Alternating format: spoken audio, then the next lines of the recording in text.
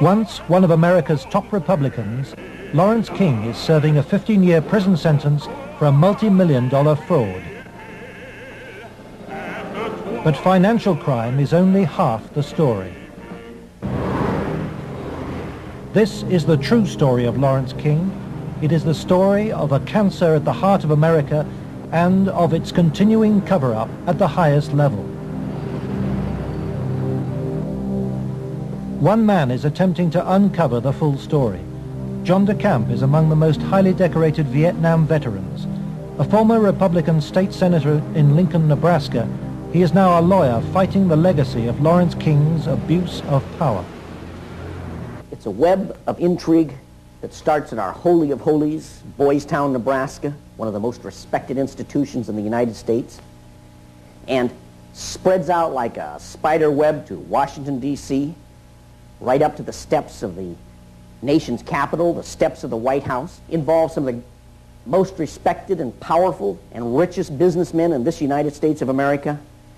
And the centerpiece of the entire web is the use of children for sex and drug dealing and drug couriers, the compromising of politicians, the compromising of businessmen, but worst of all, the corruption of key institutions of government that have the duty and responsibility to make sure these things never happen.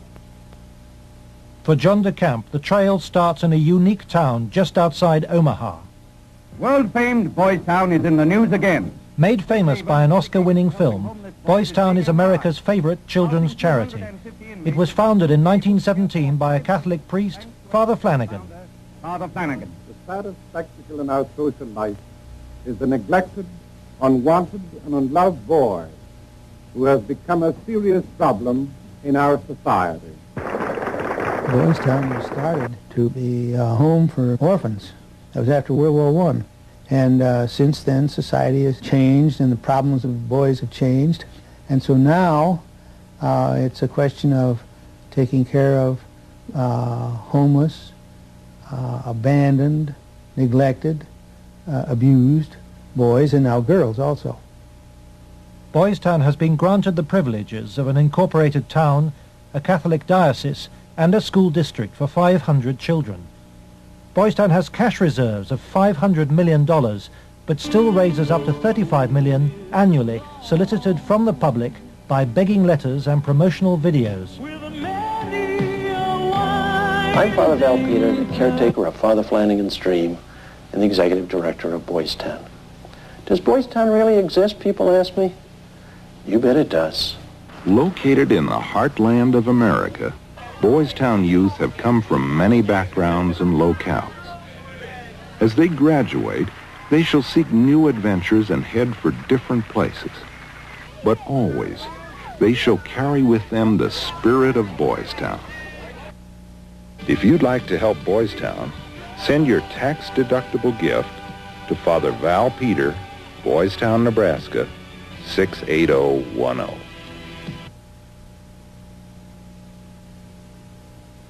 Boys Town, for me, was the first thing I ever heard of when you think of institutions that you respect. Believe it or not, I was there for a while when I was a young boy.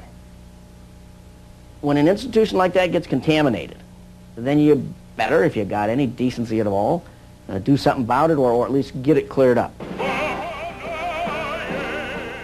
John DeCamp lays the blame for the contamination of Boys Town on the one-time leader of the National Black Republican Council, Larry King. Larry King was the fastest rising black star in the entire Republican Party of the United States during all of the 1980s.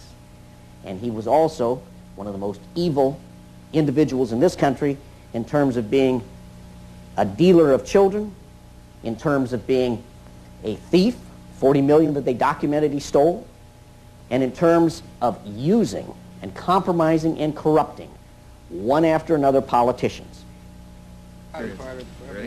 The base for his network was the Franklin Federal Credit Union, a people's bank in Omaha, Nebraska.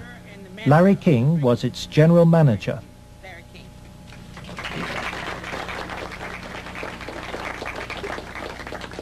Thank you.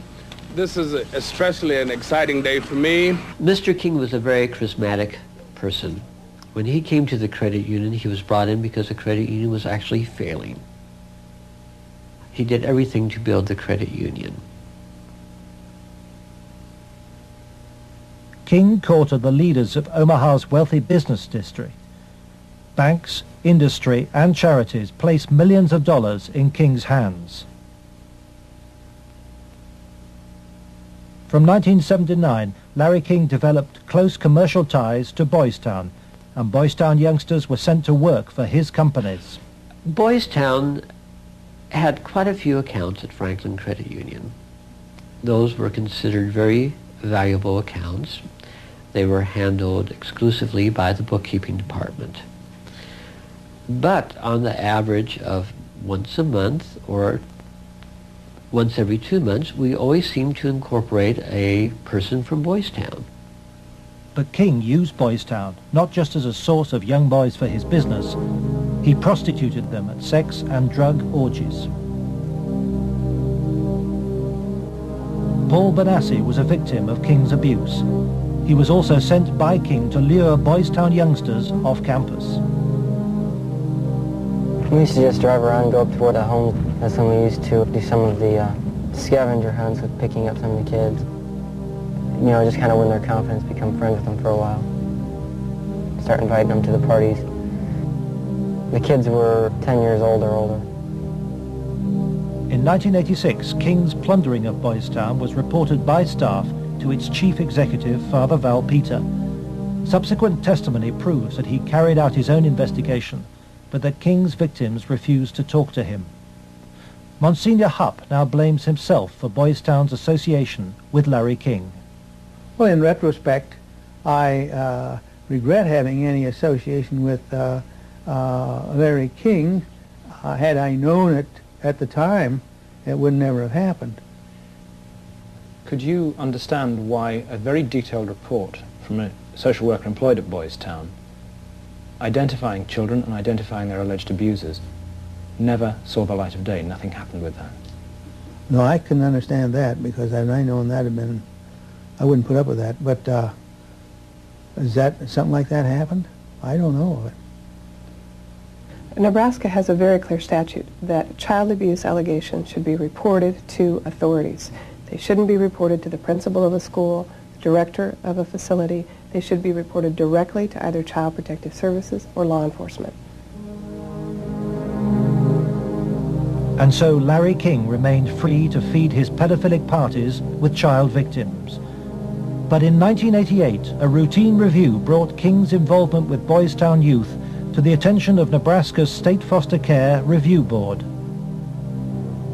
In the information presented to the Foster Care Review Board, either via the telephone reports, the personal reports, or the reports we reviewed, Larry King's name was consistently present as someone that the youth were making allegations against. So I would say we handed over at least a foot-high amount of material to authorities, and nothing happened.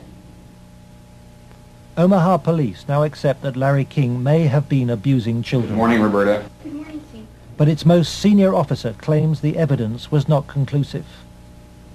It is certainly possible that Mr. King was involved in illegal acts with children. If there was sufficient evidence of those types of allegations, he would have been prosecuted by the county attorney's office. For me, it was very clear that the case was not investigated and not pursued because of the alleged perpetrators. Those perpetrators, named by the children, were some of the richest and most influential citizens in positions of power in the state, men prominent in industry, politics, the media, even the police. We can only name the ringleaders. Besides Larry King, they were department store millionaire Alan Baer and the celebrity columnist of Omaha's only newspaper, the World Herald, Peter Citron. With the judicial system apparently paralyzed, Larry King spent Franklin's money on courting political influence. $10 million went on jewelry, flowers, and private planes. He cultivated contacts in the inner circles of Ronald Reagan's White House. At his palatial homes, 3 in Omaha and 1 in Washington, D.C., he held extravagant parties for the influential and powerful. His lavish spending bought him a protected life. Larry King was constantly heralded, cheered, applauded in the news media as the great businessman that's helping the poor people, the black community of Omaha. But King's extravagance attracted the attention of the Internal Revenue Service. As a result, on April the 11th, 1988, the Franklin Credit Union was raided and closed by the FBI.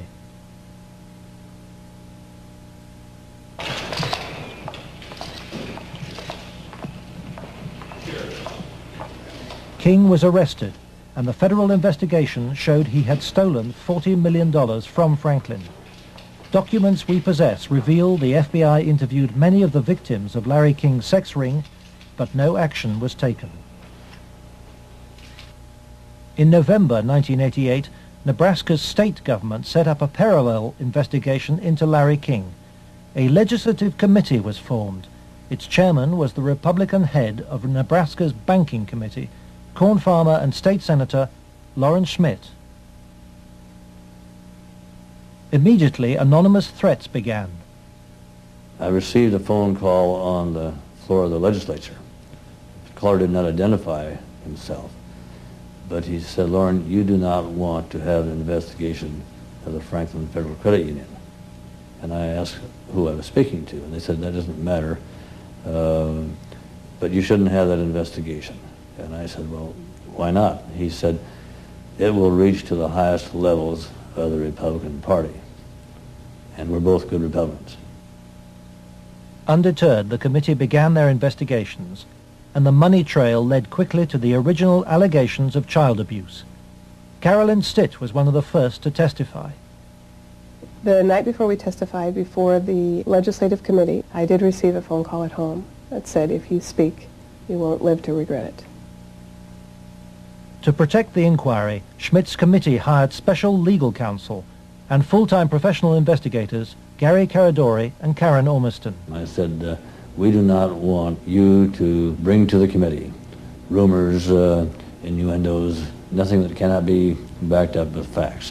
I said, "Bring to the committee that which we can take to a prosecutor." The investigators found new victims of King's pedophile network, many on the streets of Omaha. The picture they built up was of a large ring of rich and powerful pedophiles, many named the same men as those involved with the Boys Town cases 3 years earlier. They were telling us about prominent people in Omaha and elsewhere that were abusing children at parties. The prominent citizens' names that originally came up were of concern to me because I knew many of those individuals, and I, very frankly, was shocked to have those names show up on the list. To provide the committee with hard evidence, the investigators recorded their new witnesses on videotape. Paul Bonassi had been the victim of abuse since he was 8. He was present at many of Larry King's sex parties. Caradori traced him to the county jail. He had been convicted of fondling his young cousin.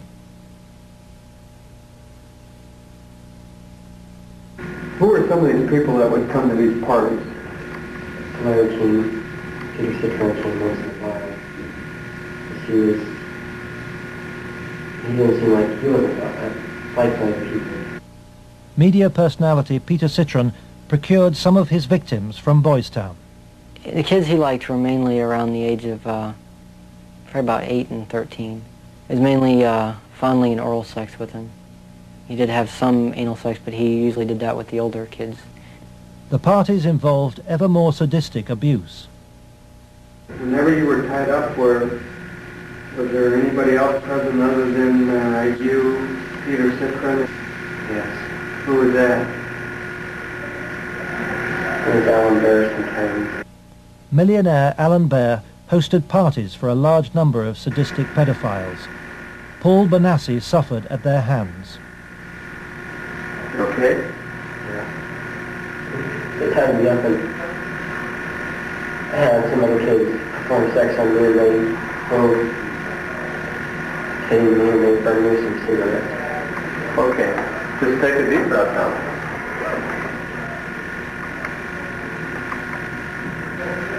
And cross with Troy Bonner. Troy Bonner would tie you up? He was there. Troy Bonner was found by the investigators and his videotaped testimony taken under oath.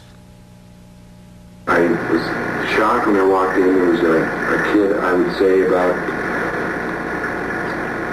15 years old, out in the middle of the room. One guy was standing in front of him. He was bent over, and the other guy was like reaching under him, playing with his nipples, while a guy whom Jeff told me was a police officer shoving beads up his rectum. The police officer was shoving beads up his rectum? Yes. Bonner named Alan Bear as the man who introduced him to the sex parties. Alan Bear was a sick fuck. Didn't care, wanted sex, nasty, I don't even know if you can call it sex. Everything, I mean, from just, touching to fruit, squash, huge squash, that big around, stuck into you, into your ass,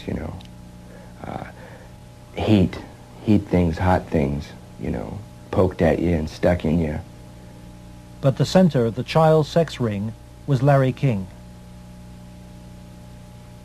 Larry King was the same kind of sick fuck Alan Bear was, except Larry King was more violent, more sure of himself. I got those scars on my arm one night at a party where Larry King, wanted to see how strong a men we were or something, and have us push our arms together, and then you'd light cigarettes, and as soon as you get burning, you just drop them down between your arms and, let it burn. And they made us stand there naked and touch each other while holding our arms together and burn cigarettes where, it's on film someplace. I mean, they filmed it, burning, I mean, I would, see him fuck a 10-year-old boy in the ass, until he bled and, just pull out and stop and, push him down, and then go out and, meet with decent people. King would also provide underage girls for abuse. Alicia Owen told the investigators she was 15 when she attended her first party, introduced by a Boys Town boy.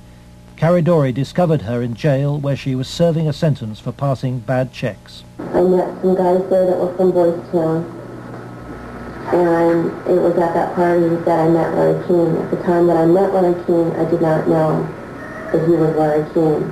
I had met him. That was the first time I'd ever met him. Larry King and Alan Bear frequently hosted the child sex parties in penthouse apartments at the Twin Towers luxury block in Omaha. A lot of it was me handcuffed with my hands behind my head and my feet tied and doing different things. What do you mean? Sometimes there'd be a guy straddling over my face. Okay. Most of the time, Larry King took pictures quite a bit during that time. I know it's difficult. I don't know. Okay. And I think I could have said no. Okay. But I don't know. Okay. And you know, Alicia, you're a victim. And with the young age, let's go off camera for a minute. We were appalled. Appalled. I don't even know if it comes across on the video, the way it came across to us in person. It was incredible. It's incredible what these kids went through, I think. Larry King was also here. He came in and we drank and did cocaine. I didn't do much. He turned me on to what Larry King did. Drugs was a strong part of how they got control of some of the kids, because that's what some of the kids were there to get. They would do the sexual acts and then be provided with cocaine or whatever type of drug they wanted. Heroin, you know, I don't know, but that was my drug of choice, you know. Till this day, I remain an addict, you know. And those of us that didn't like to be involved and didn't want to be involved were threatened. Oh, so, and who would do these threatening remarks? Larry King. Do you think Larry King personally did? I mean, I think he did. And when they threatened, you know, that I can go find somebody that will kill you, or that will kill your family, you're not telling anybody. Larry King was, I would say, the center of transporting the children around the country. The airplanes were usually in his name, at least in his name. They were paid for by Larry King. We met them in Pasadena. Met who in Pasadena? We met, Larry King was there. There was 3 boys that I had seen at one of the receptions at the French Cafe were there. And I'm almost positive they were Boys Town boys. Almost positive. They were there. You mean graduates of Boys Town, or present? I think they were present because they were young. Well, how would they get away for a long period of time? I have no idea. Okay. Boys Town came up frequently during the investigation, but we found it very difficult to get information about Boys Town.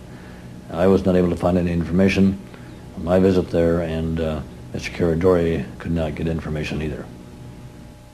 Boys Town today remains unwilling to discuss its involvement with Larry King.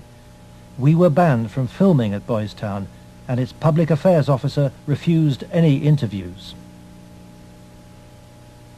I would have to give you a flat no. I'm just going to tell you at this point that we will not participate with you. We have no interest in talking to you folks. It's something that we don't even care to delve into.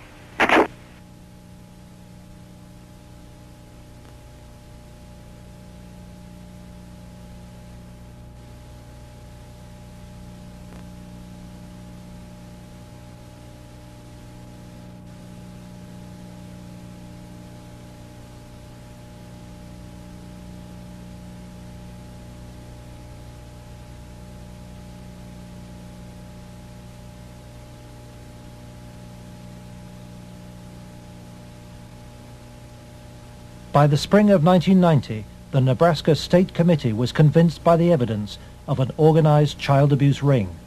Its chairman, Lawrence Schmidt, sought the advice of his lawyer, John DeCamp. On his advice, Schmidt turned over all the sworn evidence to the FBI. But immediately, the videotape testimony was leaked to a hostile local media. The media immediately started discrediting the witnesses. They were,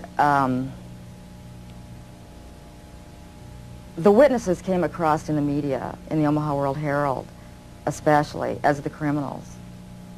The last 3 victim witnesses were demolished by the press, particularly the Omaha World Herald. The paper never looked for information that would support any of the allegations. The whole purpose of the stories was to destroy any credibility that these youth may have.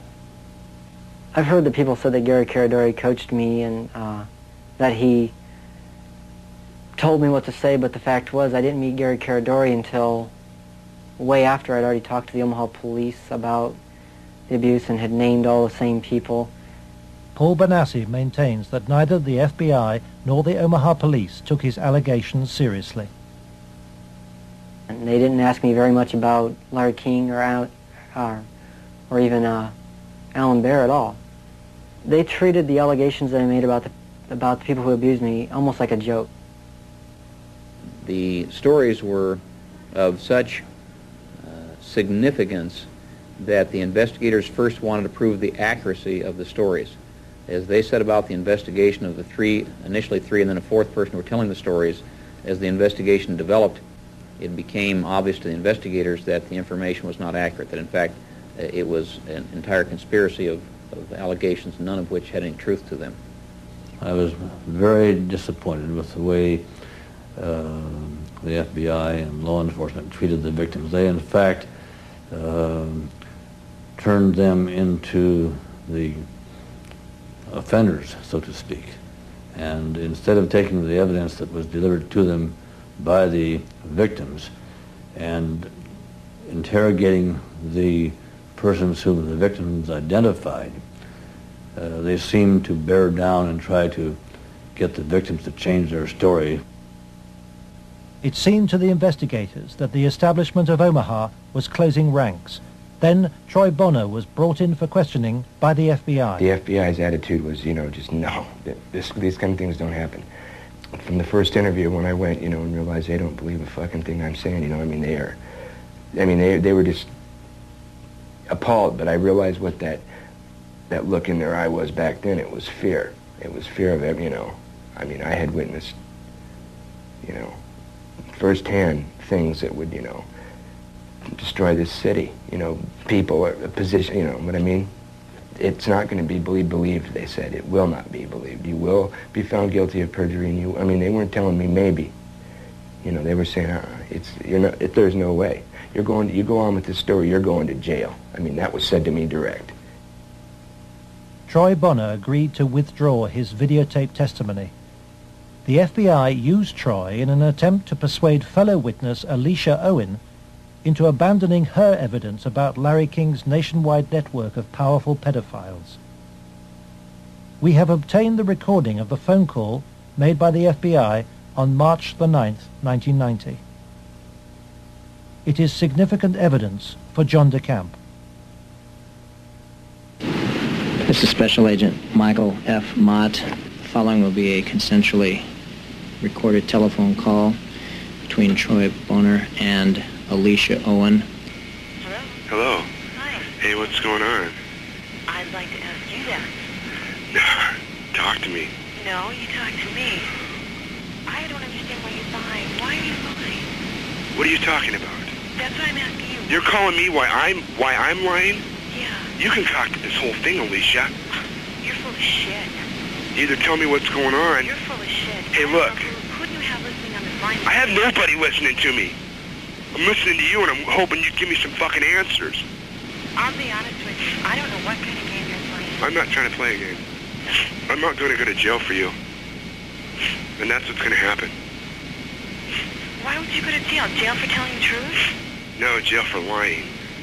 What have you lied about? I haven't lied. Okay, then, but why are... Listen, shut up. Listen to me. You're not out here being talked to them every day. The pressure's kind of hard. You literally have to have bricks for brains to take on the FBI in this country. And that's exactly what you'd have to do this properly. They now, in my opinion, in my investigation, are the architects of the cover-up. We asked the FBI in Omaha for an interview about its investigation of the Franklin scandal. Larry Holmquist for the FBI here. We feel it would be inappropriate for us to comment. We work this with the Omaha Police Department, and we just don't feel it would be appropriate for us to make comments.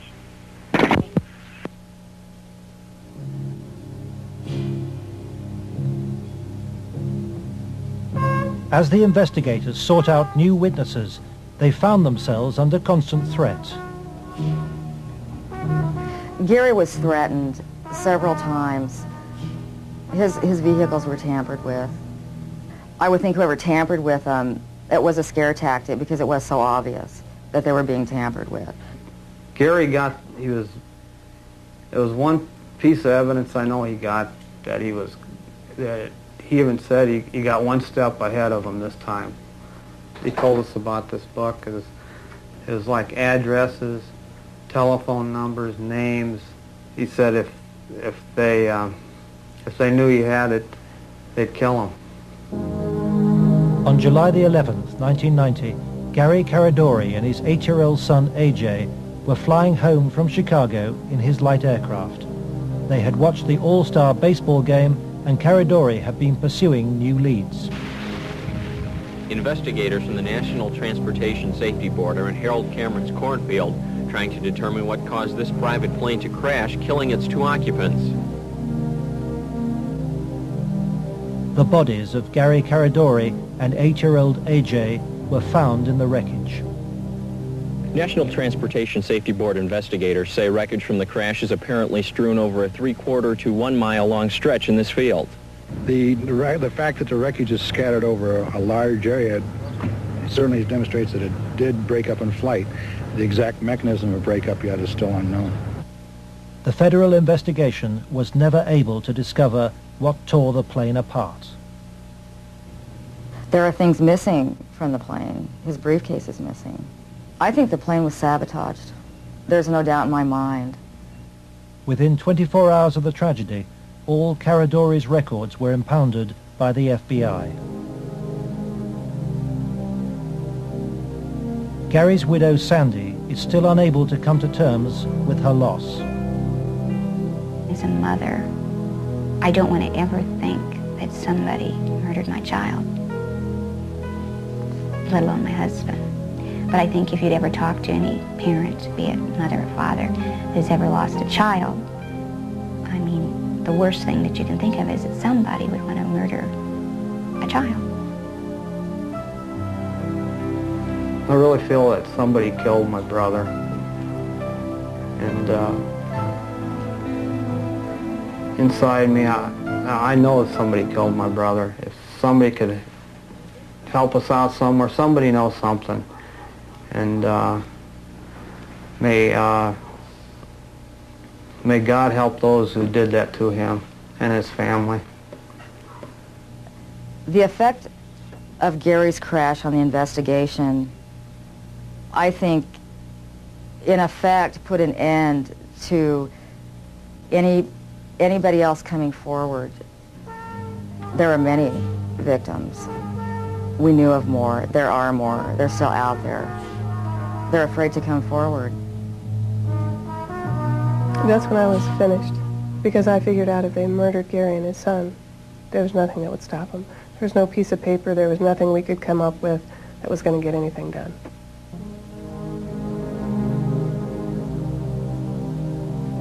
But Gary Caradori's death pricked Troy Bonner's conscience. He promised Sandy that he would tell Senator Schmidt's committee about the FBI's pressure which led him to lie. I set the record straight. I was, going to do it. And would, the truth would come out, and somebody would be held accountable for his death. And then at the funeral I had seen, FBI guys, and they looked at me. I was supposed to meet Senator Labetz and Schmidt for lunch after the funeral. And, that's when I decided, I told my mom, we're not going to do the lunch. We're going to hightail it out of Lincoln now. Troy Bonner claims that pressure from the FBI and with the assistance of the county attorney's office in Omaha led him to swear a new statement claiming that he and Alicia Owen had concocted the entire child abuse story. He told this story to the grand jury formed to bring any charges. On July the 23rd, 1990, the grand jury issued a bizarre and contradictory report. It indicted Larry King for fraud and embezzlement and ruled that he had paid young men for sex, but dismissed allegations about his sex ring. It indicted Alan Baer for the serious offense of pandering for sex, but rejected evidence linking him to King or to Citron, whom it noted had been convicted of separate child molestation charges. It accepted that Troy, Alicia, and Paul Bonassi had been abused, but not by the people they identified, and for refusing to withdraw her evidence, it charged Alicia Owen with perjury.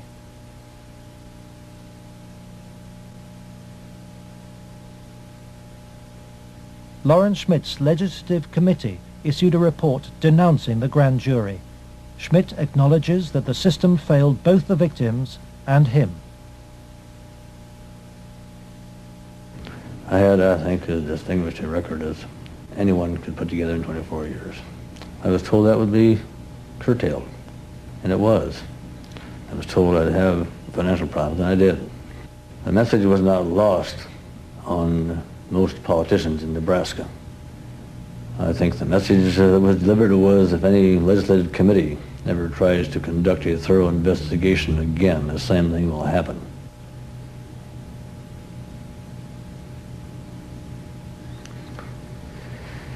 It has shaken my faith in the institutions of government. I used to be a firm believer that the system would work, and that people who did things wrong would be punished. And we discovered victims who claimed to have been abused and who the grand jury acknowledged had been abused. But they did not try to find out who had abused those individuals. Instead, they convicted Alicia Owen of perjury. Indefensible from my point of view.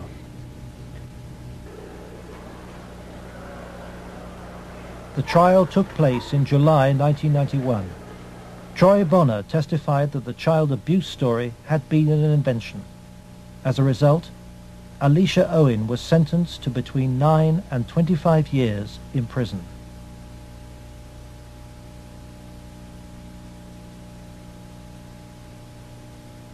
I can't find a case in the history of this country where some kid got sentenced to 25 or 30 years in prison for something like this. If you were going to pick a what I call a telesign, something that says something's fishy about the whole thing, it was in the sentencing itself. For some reason, they had to send a signal to every kid who was a potential witness. My opinion again. A signal so loud and clear, if you dare to come forward, if you dare to talk, watch what happens. Alan Baer was fined $500 after pleading no contest to a reduced charge of aiding and abetting prostitution. Peter Citron served 2 years of a 3 to 8 year sentence. Thanks to Troy Bonner's lies, Larry King never faced child sex charges. For the $40 million fraud, he was given a 15-year sentence, 10 years less than Alicia Owen. I feel really sick. I should be taken out and shot for doing that. And if that was to happen, I would go willingly.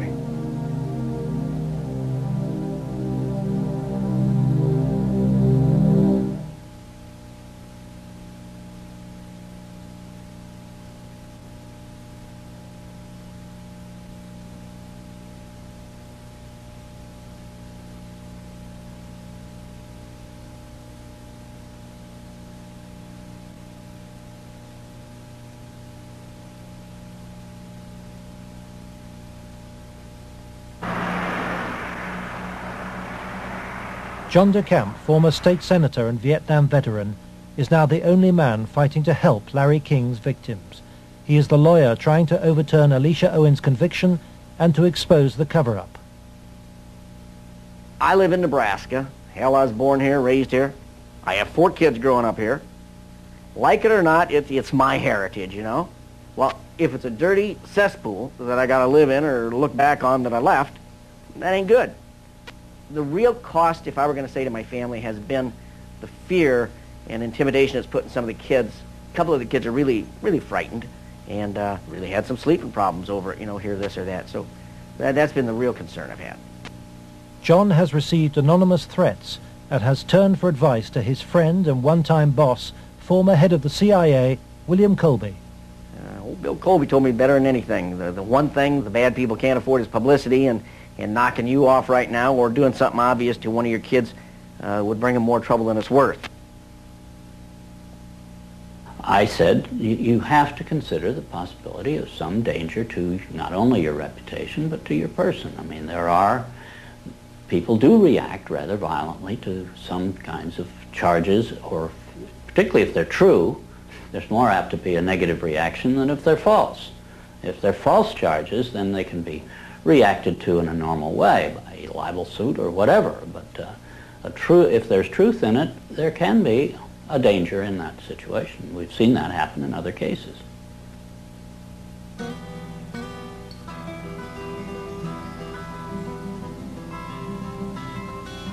John arranges to meet Troy Bonner, the young man he sees as the key to the cover-up.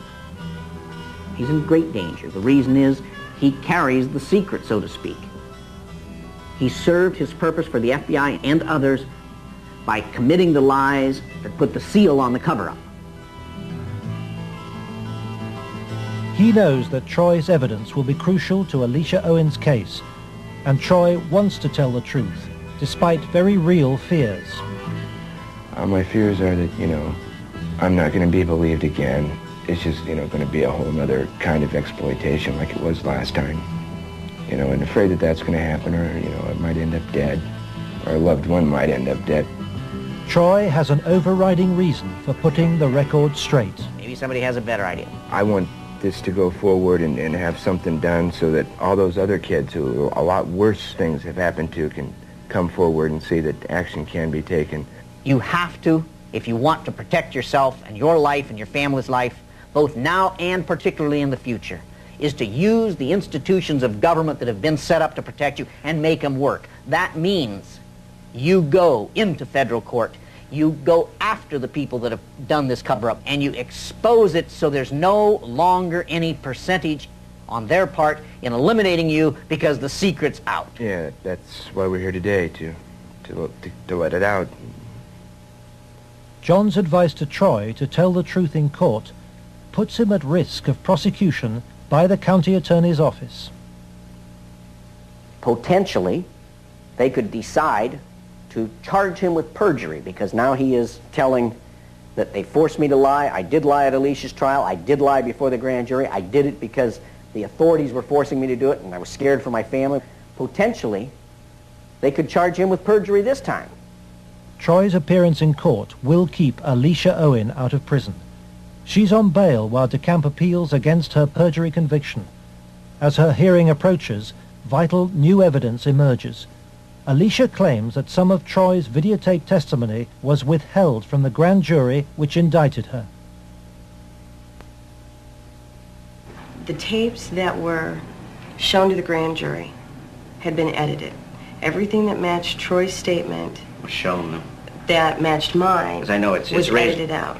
And I think maybe one of the things we want to do is show the judge specifically where these, little 5-minute segments of, look, this tape says this, and then show him it isn't in this tape, and this is the tape the grand jury saw. I'm going to attempt to get these tapes, and we'll see what happens next.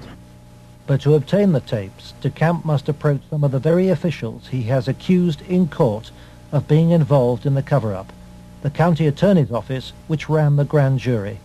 In the good old Alicia Owen case, 127-194, I'm trying to get the evidence, the tapes and the transcripts of Troy and Danny. Troy Boner. Get that up here once. Yeah.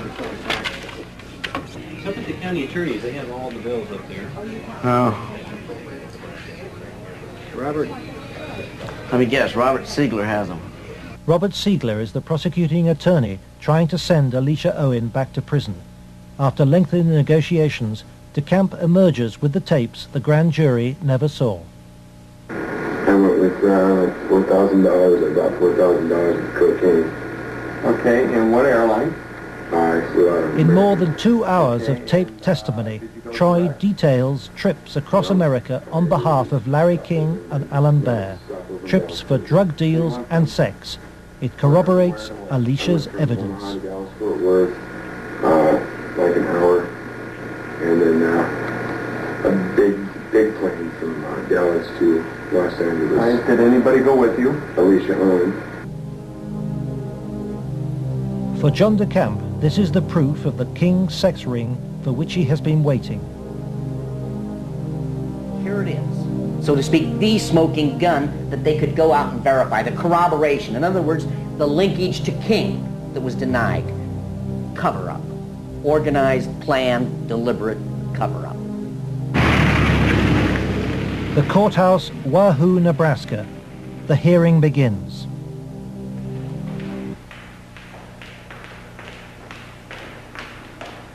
Alicia Owen is ready to testify. So is Paul Bonassi. But there is no sign of Troy Bonner.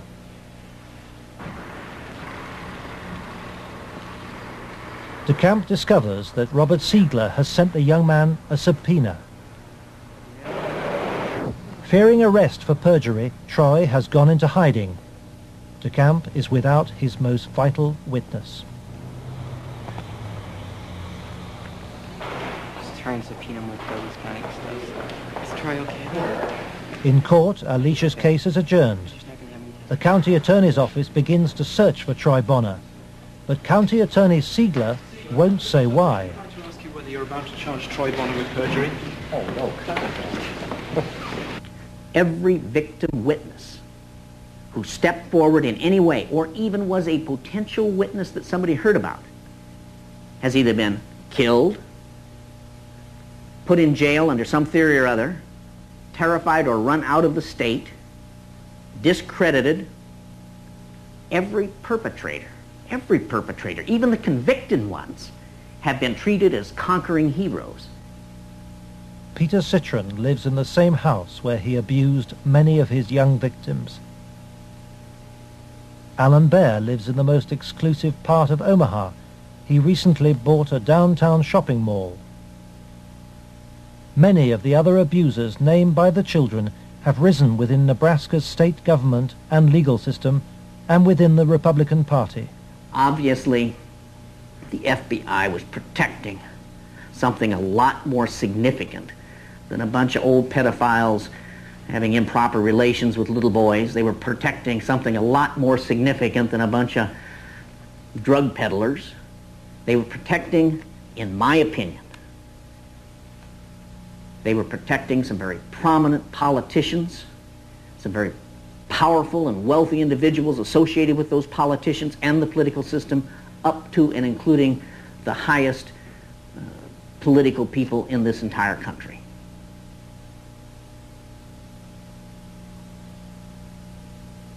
In search of the men who protected Larry King, John de Camp goes to Washington to investigate King's connections in the Republican Party and on Capitol Hill. Paul Bonassi provides him with the evidence that Larry King threw child sex parties here at his rented $5,000 a month Washington house. I was about 14, about 1981. At first it was about 3 or 4 times the first year. After that it was about once a month. Some of the parties, when they started off, were straight political type parties with no sex. And then when some of the men had left, some of the politicians had left, the ones that had planned on engaging in some type of sexual activity, that would come after the party. Some of the kids would be held downstairs in some of the rooms where if they acted up or if they started freaking out because of the drugs that they were on, they'd put them in a room that they couldn't get out of, and they would lock them in. What kind of drugs? Anything you wanted: cocaine, heroin, speedballs. You're telling me those speed. things were at these parties where you had Larry King and prominent politicians? Yes. Were they readily available to anybody at the party? At the after parties, they were readily available for anybody. Beforehand, they did it more upstairs than they did anywhere else, and it was kind of in the back rooms. Were any attempts ever made that you know of to expose this situation? As far as I know, nothing's ever been done, and most of the people that were in there had already been, I guess you could say, compromised. King's partner was Washington lobbyist Craig Spence. Spence took youngsters, including Bonassi, on private midnight tours of the White House. So you were in the White House then? Yes. And how did you gain access? Well, I came down with Larry King, but Craig Spence was the one that arranged the trip for us. And it was kind of a gift for our services that we were doing. How many times were you on this kind of a trip? I came to it on 2 times. 2 times. And were you used for sex on those occasions? Not until after we left. After you left the White House? Yeah. What time of night? It was usually around midnight.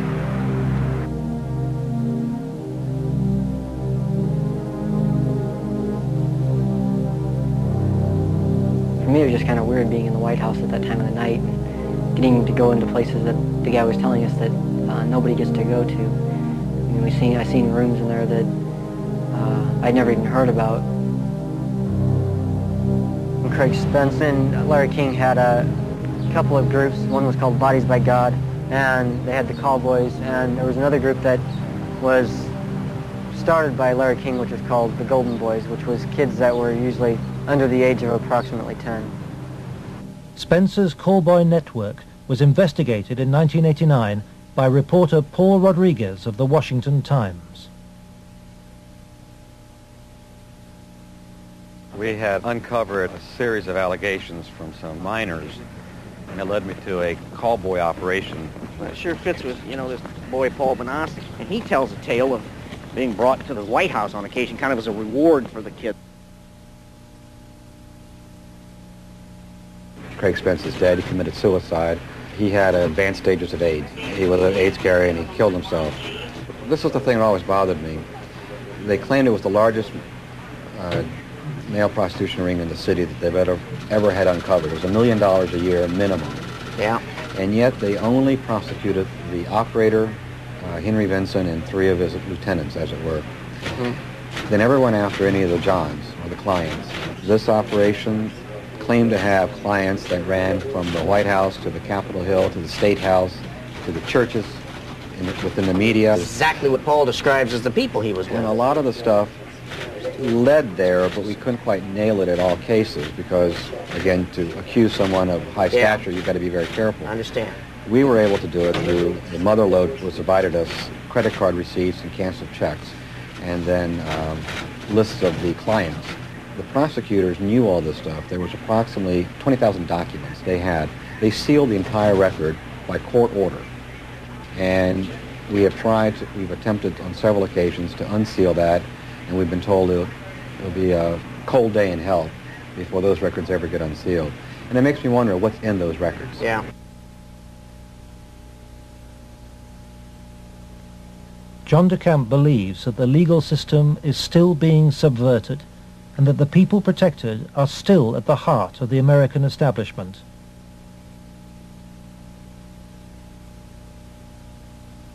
He hopes that this program will expose a serious miscarriage of justice, but the opposition is formidable. It's beyond belief that arguably the most powerful person in the world, the President of the United States, in the form of Richard Nixon, could not prevent the investigation of Watergate, or that President Reagan could not prevent the investigation of Iran-Contra, and yet somehow this group of unnamed, unknown, anonymous individuals in Omaha, Nebraska have such power they can control and protect all of these people from being investigated. Those allegations are ridiculous. Well, first of all, Nixon did cover up Watergate. Number one. Bush did cover up Iran-Contra, at least officially. And Omaha has successfully covered up this situation. In each case, it was the press that exposed the problem. It wasn't institutions of government. They had been corrupted. They had been compromised. They were the ones doing the cover-up. The Attorney General is now involved. DeCamp's evidence has been passed by William Colby to a senior lawyer in the Justice Department. He did say that the Attorney General's office would be very sensitive to any charges of abuse of children, that this was a matter of considerable priority to the department, that this sort of thing not take place, and that they would assign an officer to look into the case. For John DeCamp, the story of Larry King's corrupt empire holds a dire warning for all America. If you can control about 3 or 4 key elements, you can totally own a state. You can make right wrong. You can make truth falsehood, falsehood truth. If you control the media, if you control the Justice Department, if you control the police, you own the system.